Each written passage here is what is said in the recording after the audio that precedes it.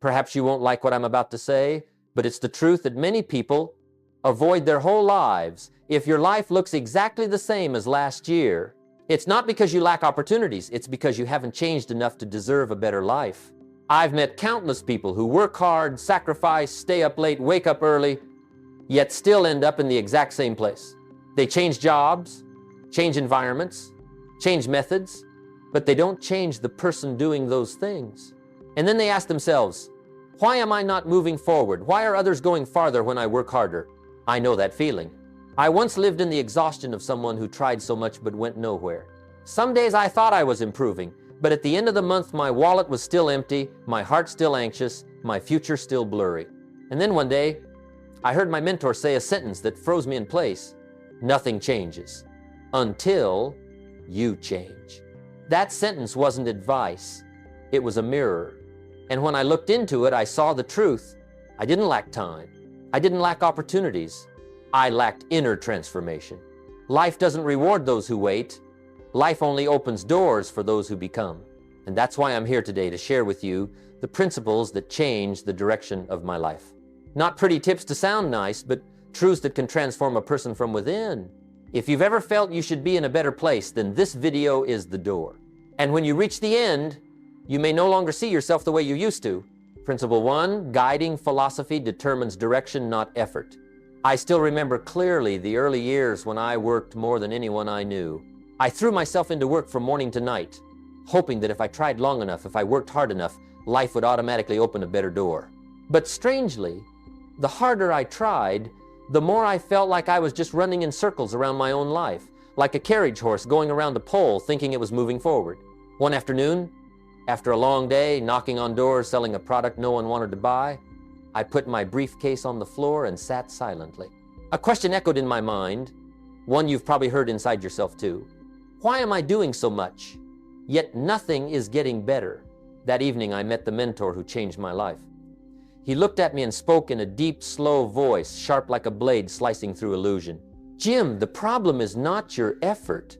The problem is the philosophy guiding that effort. Enfres. I didn't understand right away. But then he explained, some people do little yet go far. Some do a lot yet stay stuck. Some walk slowly but reach the destination.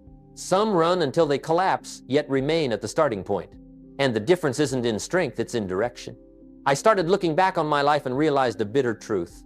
I had never stopped to ask myself what I believed in, what philosophy guided me, whose thinking system I was living under.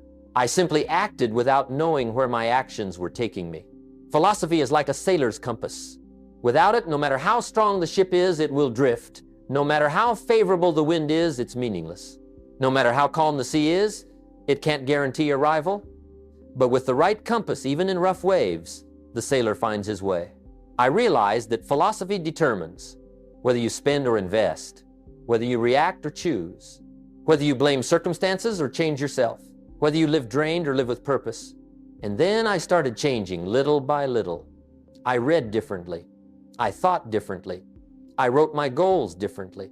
I no longer saw the world as something imposed on me, but as a reflection of my own thinking. When my philosophy changed, my income changed. When my philosophy changed, my relationships changed. When my philosophy changed, my future changed. Not because the world became better, but because I became better. I want to ask you this and answer honestly within yourself. What philosophy are you living by? Do you know it? Did you choose it? Or did you just inherit it from people who are stuck just like you? Remember, life doesn't reward blind effort. Life rewards guided effort. And if you've ever felt you deserve a bigger life, then here's the first step. Change the philosophy guiding your life. Because when philosophy changes, life can no longer keep you where you are. And then, as my mentor said to me that night, when you become the person worthy of what you desire will come to you. The pieces. Now, to go deeper, I want to tell you the next truth, a truth most people avoid. Principle 2. You must become the person worthy of the success you want. There were years when I longed for a bigger life but lived like a smaller person. I wanted financial freedom, but my mindset was still one of waiting. I wanted big opportunities, but I worked like someone who only wanted safety. And then one day, a truth hit me like a sudden winter chill. I wanted more, but I wasn't the kind of person who could keep it. I remember once, early in my journey of changing my life, I told my mentor I wanted to earn more money. He looked at me for a long time, then asked a question I couldn't answer immediately. Jim, if you had more money right now, would you have the wisdom, discipline, and character to keep it? I was silent. And in that silence, I understood that success doesn't arrive to fill the emptiness of the old self. Success only arrives when the new self is formed. I have met people who won the lottery and lost everything shortly after, not because they were unlucky, but because they had not become the kind of person who could keep what they received. I've also met people who started with very little, yet built brilliant careers because every time their success grew, they grew too. In the 60 seconds, I spoke with many entrepreneurs far more successful than I was. I noticed something. They didn't talk about luck. They didn't talk about circumstances. They didn't talk about favoritism. They talked about mindset, habits, discipline, standards, and inner growth. I realized success isn't a reward, it's a reflection of who you become. Imagine a small container. No matter how much you pour in, it can only hold that much. If you want to hold more, you don't pour more water, you need a bigger container. Humans are the same. You can't hold a big life with a small mindset. I want to ask you, and let this question stay with you tonight. Are you expecting something bigger while living as someone smaller? You want freedom, but are you acting like someone free? You want respect, but are you living like someone worthy of respect? You want opportunities, but are you growing enough to recognize them when they appear? One of the moments that changed me the most was when I understood. Success doesn't chase anyone. It only appears before the person who becomes worthy of it. And the great thing is, you don't need to change everything at once. I started with small things. I read every day. I wrote down my thoughts. I observed how I reacted to difficulties. I raised even my smallest standards a little bit.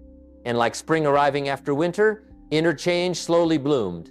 Not loud, not dramatic, but undeniable. I once thought a good life came from the right opportunity. But now I know a good life comes from the right person first. And when you become worthy, the world responds as if it has been waiting for you. Now I want to lead you to the next truth, the truth that wakes many people up. Principle 3. The profits of mindset far exceed the wages of labor. For a long time, I believed that just working harder would help me improve. I thought if I put in a few extra hours each day, if I pushed myself more, if I endured a little longer, life would reward me with something better. But then I discovered something that chilled me. Wages pay you for what you do, but profits come to you based on who you become. I remember the time I worked on a farm and then went door to door selling. I didn't miss a single day of work, even worked more than the people around me. But at the end of the month, the money in my pocket was still embarrassingly small. One day, I complained to my mentor that I worked too much and was still too poor. He simply asked me a very light question that hit me like the weight of my whole life. Jim, are you paid because you work or because you create value? I couldn't answer, because deep down I knew I was working hard, but I wasn't creating more value than anyone else. I was merely trading time for money, and time is always limited. My mentor told me there are two paths in life. One is living on wages, where you're always limited by your hours, your strength, and your position. The other is living on profits, where you expand your value, your mindset, and your vision and your income expands with them. I began observing successful people of that time, entrepreneurs, thinkers, people who built careers through intellect. I noticed they didn't work harder than I did, but they thought differently than I did. They saw opportunity where others saw difficulty. They saw value where others saw work. They planted ideas, and ideas produced profits. One evening, as I sat alone with an old notebook, I realized I wasn't poor because I lacked time, but because I lacked the mindset to turn time into value. I had been living like a laborer in my own life instead of becoming its architect. Imagine someone digging with their bare hands. The more they dig, the more exhausted they become. The more exhausted, the slower they work. But another person uses a shovel, then another uses a machine. Tools change results, but mindset is what creates tools. I want to ask you this, and don't answer with your mouth. Answer with the honesty of your heart. Are you being paid for hours or for value? Are you trading effort or multiplying thinking? Are you living by limits or by expansion? Because here is the truth that took me years to understand. Wages help you survive. Profits help you become free. And profits don't begin in the market, they begin in the mind. When I changed my mindset, I began seeing opportunity where before I saw only work. I began understanding that value isn't in what I do with my hands, but in what I build with my mind. And then something strange happened. My income increased not because I did more, but because I became someone who brought greater value.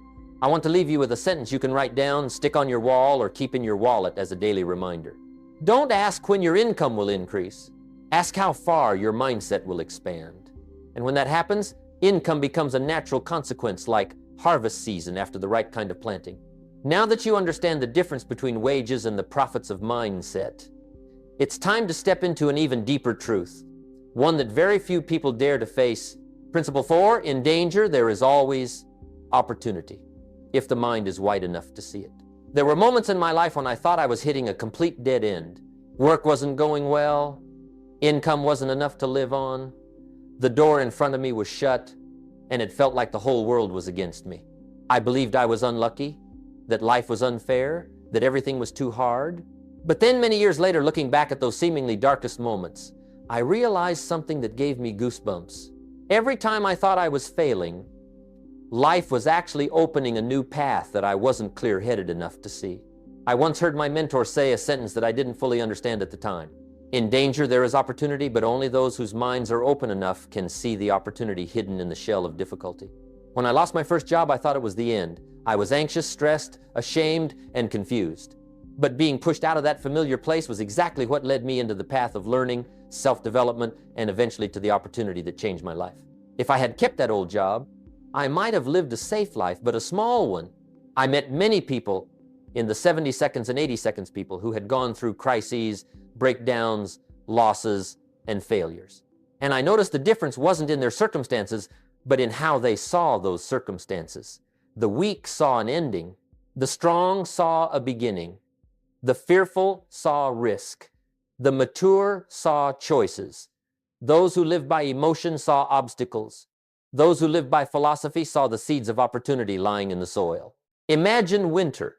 Trees are bare. The ground is cold. The wind is biting. Everything seems dead. But a true farmer knows winter is not the end. It is a quiet season of preparation. Without winter, there is no spring. Without stillness, there is no blossoming. Without challenge, there is no growth. I want to ask you this and let it echo within you. What are you seeing in your current difficulties? Do you see a wall or a door? Do you see an ending or a restart? Do you see loss or space for something new to enter? Because here is the truth I learned through sweat, tears, and years of feeling lost. What you call danger is sometimes the very gift life sends to force you to grow up. Challenges don't come to crush you. They come to prove you're ready to step up to a higher level. No muscle becomes strong without weight. No faith becomes deep without being shaken. No person becomes mature without walking through the land of confusion and uncertainty. I once watched a friend lose his entire investment in one big mistake. He collapsed, shut down, and withdrew from life. But a few years later, I met him again, stronger, wiser, and far more successful. He said to me, "The worst thing that ever happened turned out to be the best thing that made me change." End quote. So I want you to write this somewhere as close to you as possible where you can see it when you're tired, doubtful, or discouraged. Not everything bad is a full stop. Sometimes it's just an open bracket. And when you can see opportunity in adversity, you become the kind of person life cannot defeat. Now that your mind is opened enough to see opportunity and challenge, it's time to step into a truth that lifts you one level higher, a truth that determines the direction of your entire life. Principle 5, the winds of life don't decide, the sail does. For a long time, I believed my life would change when the world changed. I thought that if the economy improved, if the market became more favorable, if the times grew kinder, then I'd have a chance to go further. I waited for favorable winds. I waited for beautiful conditions. I waited for perfect circumstances. But then life taught me a lesson I will never forget. The wind blows everywhere, yet not every ship reaches the shore. I once sat with a group of young people in the 60 seconds, all of us starting from similar places. We lived in the same economy, faced the same cost of living, and endured the same turbulence of the times. But after a few years, some became well off, some moved slowly but steadily, and some stayed exactly where they were. That confused me. If we all faced the same winds, why were the results so different? Then my mentor said something that lit everything up. The wind is the same, but the sails are different. I began to understand that some people blame the north wind, some blame the south wind, some fear strong winds, and some complain about weak winds. But a true sailor doesn't wait for the wind to change, he adjusts the sail. I realized I had been living like a drifting boat. I let my emotions decide my direction. I let the news decide my hope. I let others decide my beliefs. I let the world control my fate while the wheel had never really left my hands. I just hadn't learned how to hold it. Once, during a tough economic period, many people I knew fell into despair. They said no one could succeed when the wind was against them. But I saw others people who used that time to learn, to prepare, to sharpen themselves. And when the wind shifted, they were more ready than anyone else. That's when I understood that headwinds are not the enemy, they are the test that reveals who is strong enough to go far. Imagine you're standing on the deck of a ship, wind slapping your face, waves rising high and the sky turning gray. The weak curl up and wait for the storm to pass. The strong take a deep breath, grip the wheel, and adjust the sail in whatever way will move the ship forward slowly, perhaps, but forward. I want to ask you this and let it ring inside you like a wake-up bell. Are you living by the wind or by the wheel? Do you react or do you choose? Are you being pushed or are you navigating? Are you waiting for life to change or are you changing yourself to move on? Because here is a truth that only truly mature people are willing to admit. You cannot control the wind, but you can always control the sail. And when you understand that, you will no longer fear life's turbulence. Strong winds, you learn to adjust. Weak winds, you learn to persevere. Winds change direction, you learn to be flexible. And one day, you realize that what determines your life has never been outside of you. I remember the first time I changed the sail of my thinking. It wasn't that the world became better, I became better. It wasn't that circumstances softened, I grew stronger. It wasn't that opportunities arrived, I finally saw that opportunities had always been there. I want to leave you with a sentence you can carry for life. Don't ask which way the wind is blowing. Ask which way your sail is set. His pudding says. And when you become the one who steers the sail instead of the one blown by the wind, you step into an even deeper level of awareness, the level of someone who understands that. Principle 6, sow, tend, be patient, then harvest. There was a time in my life when I believed that as soon as I planted a seed, I should see a tree the next day. I thought that simply starting something meant the results would automatically come. But then life brought me to a lesson every farmer knows. I had just never lived slowly enough to understand it. There is no harvest for the person who won't patiently tend during the planting season. I remember clearly the early days when I started my journey of self-change. I read a book, attended a talk, heard a piece of advice, and I expected my life to change immediately. But when I didn't see results, I got discouraged. I doubted. I wondered if something was wrong with me. One day, my mentor took me to a field and said, "Jim, if a farmer plants seeds in the morning and comes back in the afternoon to check whether the grain has appeared, he'll think the whole world is against him." I stood silently, because that was exactly how I was living, wanting to harvest before I had tended, wanting results before I had grown, wanting spring while I had not yet gone through winter. I remembered the 50 seconds and 60 seconds when I spoke with real farmers, people who knew how to read the soil, the weather, and the cycles of nature. They weren't in a hurry. They weren't impatient. They understood that every seed has its own timing, its own season, its own rhythm. They sowed with faith, tended with patience, and harvested with gratitude. I realized human life is the same. Some people want wisdom, but they don't read daily. Some people want health, but they don't change small habits. Some people want financial freedom, but they don't learn to manage every dollar. Some people want respect, but they don't live like someone worthy of respect. They're not wrong, they're just missing the tending season. I want to ask you this and let this question stay with you longer than a single breath. Are you in the sowing, tending, or harvesting season of your life? Are you giving up right before the sprout breaks through the ground? Are you blaming the soil while the seed is still under the dark surface, quietly preparing to emerge? Because here is the truth I learned, not through brilliance, but through persistence. Not all progress is immediately visible, but all progress begins from within. I've seen people quit just a little before the results arrived. They thought nothing was changing, when in fact everything was changing, it just wasn't ready to show yet. Like winter keeping the seed asleep so that spring can awaken it with greater strength. I want you to picture this. You stand in front of a silent field. Nothing moves. Nothing blooms. Nothing seems to encourage you. But beneath the surface, the most important things are happening. Roots are spreading. Life is gathering. Structures are forming. And then one day, you suddenly see a tiny green sprout pushing up, a reminder that patience is never wasted. Remember this sentence like a rope pulling you back every time you want to give up? Sowing needs faith. Tending needs discipline. Patience needs heart. And harvesting needs timing. And when you live by the law of seasons, you will no longer envy someone else's harvest. You'll know they also went through a sowing season. You just weren't there to see it. Now that you understand the cycle of sowing, tending, being patient, harvesting, it's time to move into a principle that will determine the speed of your growth. Principle 7. Your environment and the people you walk with shape your future. When I was young, I believed that with strong enough will, I could go anywhere I wanted on my own. I thought success was purely personal, that as long as I worked hard, stayed disciplined, and stayed determined, I'd reach the peak I imagined. But for a long time, I stayed stuck in place, even though I was trying harder than ever. I didn't understand why until my mentor said something like a bolt of lightning cracking the wall I'd built in my mind. No one climbs to the top of the mountain alone, and no one falls into the abyss without someone standing next to them. I started looking at the people around me at the time.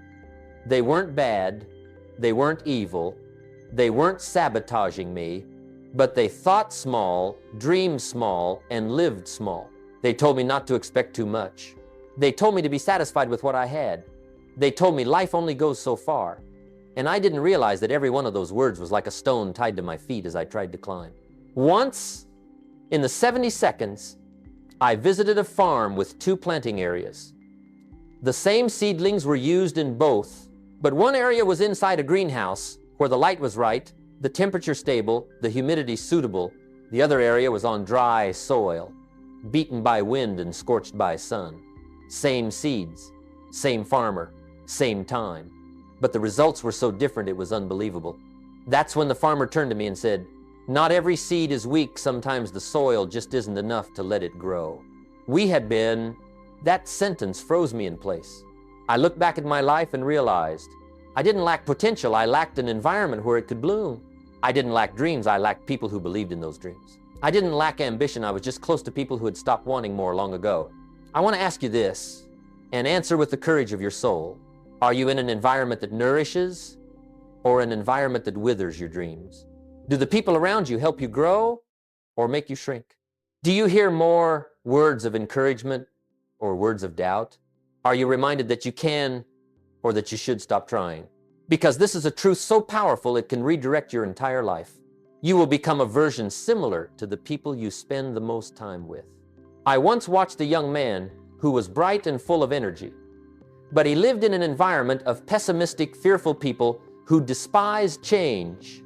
Just a few years later, he became a smaller copy of them, not because he was weak, but because he was in the wrong place.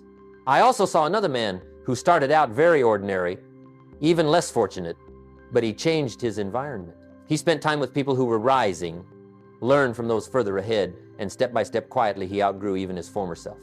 Environment doesn't just influence, it reprograms a person. Like a small candle. Put it in the wind, it goes out. Put it in a quiet room, it shines.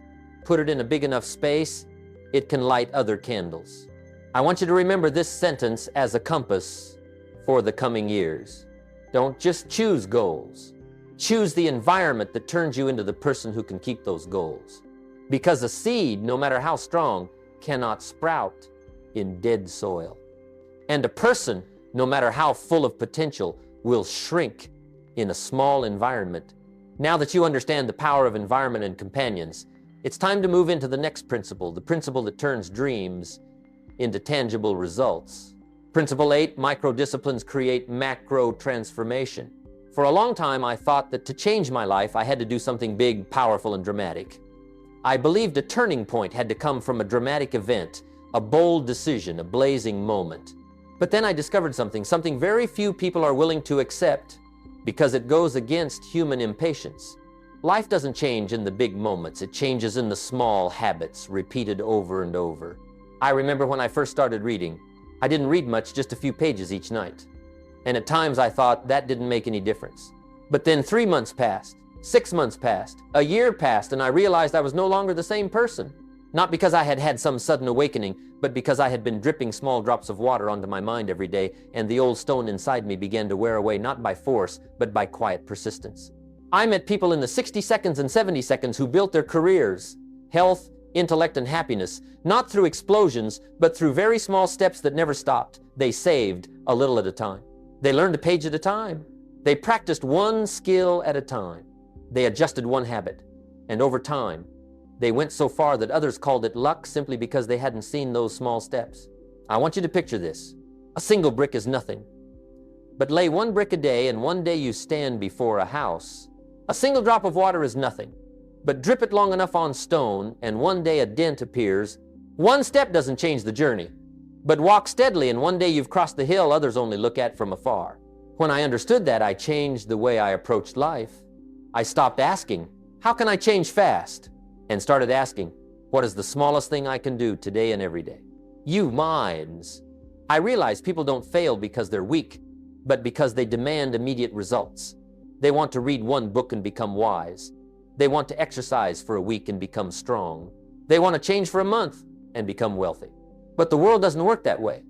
And it's good that it doesn't, because if success came quickly, it would also leave quickly. I want to ask you, answer in the clarity of your heart. What small thing can you maintain consistently? What can you commit to that isn't flashy but steady? What simple habit can you keep even when no one is watching? Because here is a truth I want you to carve into yourself. It's not bursts of effort that create transformation. It's repetition that creates transformation. When I began writing down my thoughts every night, just one page, I didn't notice the change. But then I looked into the mirror of my mind and saw a different person, clearer, calmer, more directed. Not because I had changed my whole life, but because I changed one small action and kept it long enough for it to change me. One day, my mentor said to me, Jim, discipline is the bridge between intention and accomplishment. I never forgot that sentence. Because everyone has intentions, but only those with discipline, even small, reach accomplishment. And when you understand the power of micro habits, you begin to see something even deeper, something that determines whether you will stay steady on the journey or not. Principle 9. Emotional endurance matters more than talent. There was a time in my life when I believed that people more successful than me were that way because they were smarter, luckier, had a better starting point, or had advantages I didn't. I looked at those who went further and thought they had something special that I didn't. But then life taught me a lesson I could no longer deny, even though I once tried to avoid it. It's not talent that determines who goes far. It's the ability to endure emotions along the journey. I still remember my early days going door to door selling. I was rejected so many times that I felt like I had no value left. There were days I knocked on 15 doors and all 15 people said no. I went home with heavy shoulders and a painful question in my heart. Am I just not good enough? But then I met others who had also gone door to door selling in the 50 seconds and 60 seconds. They weren't better than me. They didn't speak better than me. They didn't look better than me. But they had something I didn't yet have. They could endure the feeling of rejection without losing faith in themselves. I realized there are two kinds of exhaustion. Exhaustion of the body and exhaustion of the soul. The body just needs sleep to recover. But the soul needs purpose, faith, and meaning to stand up again. I once met a young artist, full of talent. He had everything, skill, creativity, passion. But every time he was criticized, he collapsed. Every small failure made him quit. And then he disappeared from his own path, not because he lacked talent, but because he couldn't bear the feeling of being hurt. I also met another man, not remarkable in any way, but every time he was rejected, he became stronger. Every time he was underestimated, he learned more. Every time he was challenged, he quietly moved forward. And then one day, he surpassed all those who had once been ahead of him, not because he was more talented, but because he didn't give up. I want you to picture a storm. Some trees are big, with thick trunks, towering high, yet one strong gust breaks them. And some trees look slender, but their roots run deep and they stand firm.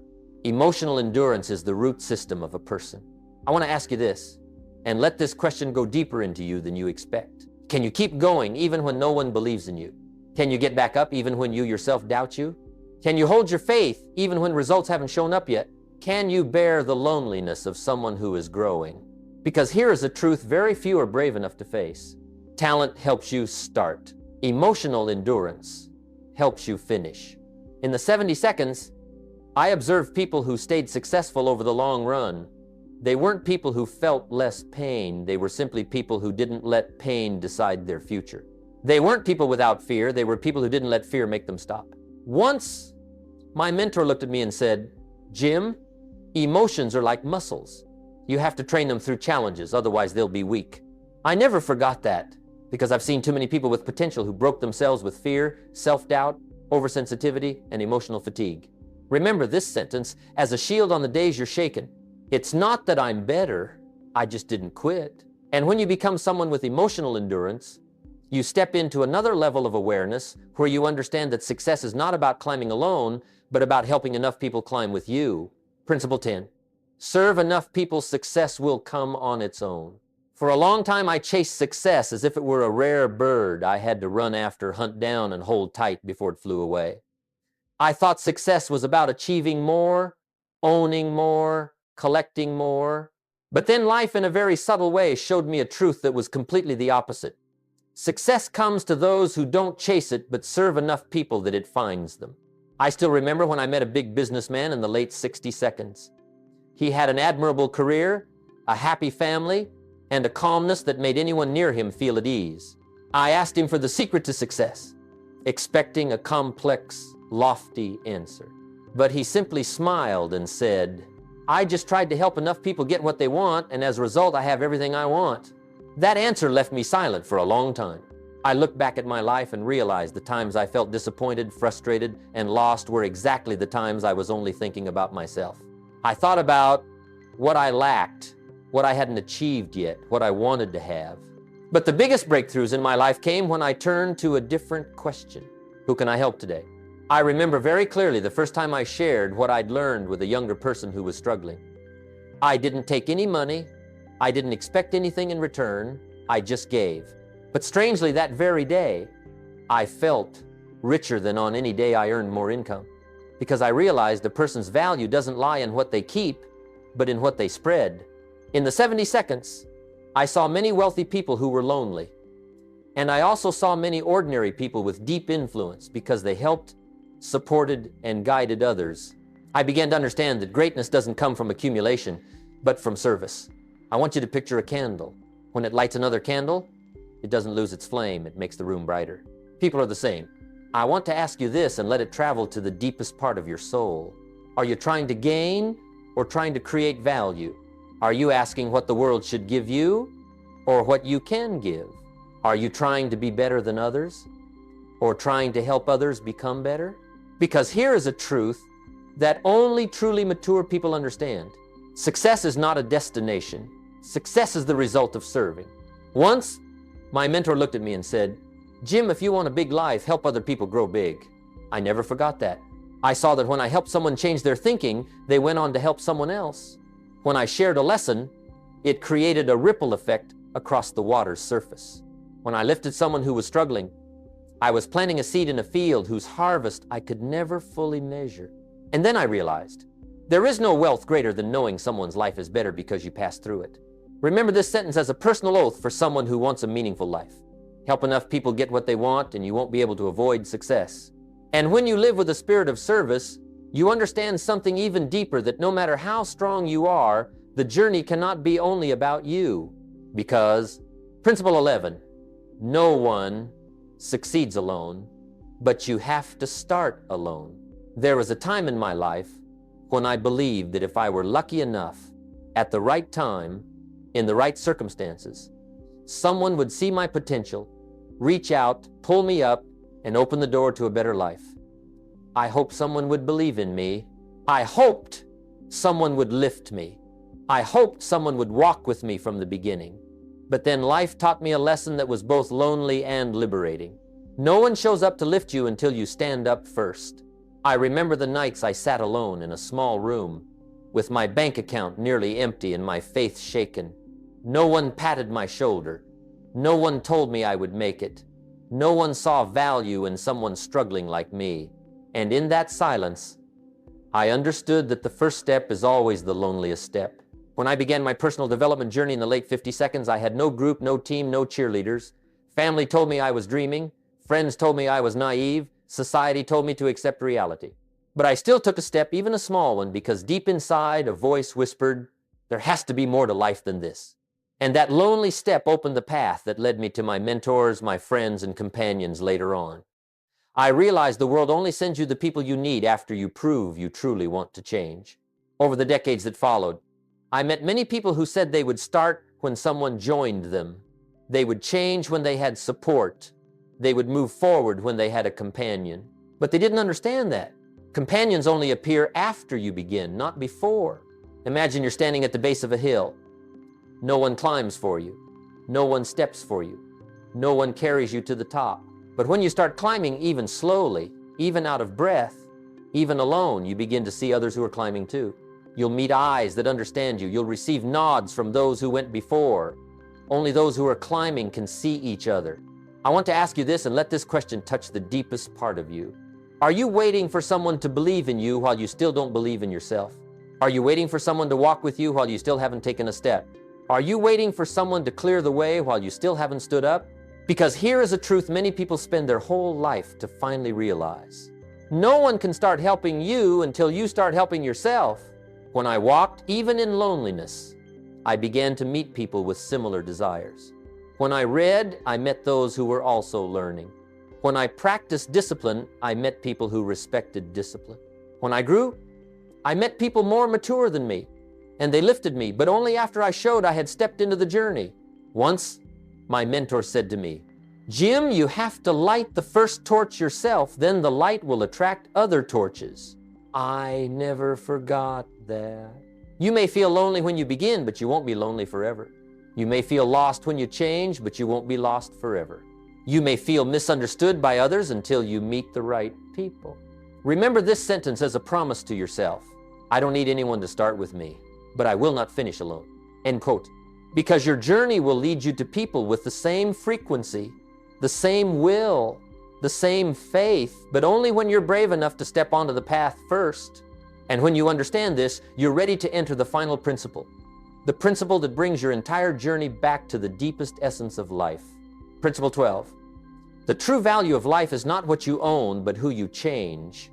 There was a time in my life when I thought a person's value was measured by what they earned, what they owned, and what they could point to as proof of their success. I believed a bigger bank account meant a bigger life. I thought a bigger house meant greater worth. But then life, in a very subtle way, took away all external measures and left me face to face with a bare question. If all your possessions disappeared tomorrow, what would you have left? I remember the first time I shared a lesson with a young person who was lost. He told me that just one sentence I said helped him change the way he saw himself. In that moment, I realized what made me feel rich wasn't the money in my pocket, but the impact I had on another person's life. In the 60 seconds and 70 seconds, I met people with great wealth, but when they left a room, no one felt inspired, uplifted, or touched. They left behind splendor, but no imprint. I also met people who didn't have many possessions, but when they walked in, the room brightened. They made others believe in something better. When they left, those who remained wanted to become a better version of themselves. I began to understand. Possessions are what you keep. Legacy is what you leave in others. Once I stood talking to an old man at a gathering when I was young. He wasn't famous, not rich, had no high status, but as he spoke about the people he had helped learn to read, to write, to rise from difficult lives, his eyes lit up like someone watching the sunrise for the first time. I asked him if he regretted not having as much money as others. He looked at me and said, "I don't leave wealth to the world. I leave people to the world." I have never forgotten that sentence. I want to ask you this, and answer not with logic, but with the honesty of your soul. If everything you own were taken away, what would you still have to give? If you disappeared tomorrow, whose life would be different because you once existed? If your name were erased from documents, would it still be engraved on anyone's heart? Because here is the truth every truly mature person must eventually face. The true value of a life is not in what is stored, but in the lives that are lifted because of you. Picture a flame. When it touches another candle, the light spreads. It doesn't grow weaker, it multiplies. People are the same. I look back on my life, the talks, the words, the people I've touched, and I understand that what tells me I have truly lived is not my accounts, assets, or titles. It's the moments when someone says to me, "Because of you, I didn't give up. Because of you, I believed in myself. Because of you, my life turned in a different direction. No car can give that feeling. No house can replace that feeling. No amount of money can buy that feeling. Remember this sentence as the crystallized conclusion of the whole journey. Don't let your life be only about you. Let your life touch the lives of others. Because success is temporary, impact is permanent. And when you live with that awareness, you rise to the highest level of maturity, the level of a person who doesn't just live, but leaves light behind. Before we close, I want you to take a truly quiet moment to realize this. If you've stayed until this very last second, it means there is a part of you that is longing to become a bigger version of yourself. Not everyone makes it this far. Not everyone is brave enough to look back at themselves. But you have done that, and that is a sign of a life that is changing direction. Today's journey is not meant to be listened to and then forgotten. It is like a seed that has just been placed into the soil, and you will decide whether it dries up or sprouts. I want to invite you to do something simple but more powerful than you think. Write down in the comments just one thing, one principle that you will start applying from today. When you write it down, you're not just speaking to me, you are speaking to yourself. You are confirming your direction. You are turning the sail. And if what I've shared has touched you, lifted you, or helped you see life through different eyes, hit like, so the algorithm knows the world needs more messages like this. Subscribe if you want to continue the journey, because the next video will take you deeper into the process of becoming the kind of person who attracts success instead of chasing it. And if you truly want to anchor your spirit, turn on notifications so that every time you are about to give up, you'll hear a voice reminding you, you were born to be bigger than your current life. Before I leave you for now, I want to leave you with a sentence I used to repeat to myself in the hardest years of my life. Success is not something you pursue, but something you attract by the person you become. I want. See you in the next video, where your journey continues to unfold and where you no longer walk alone.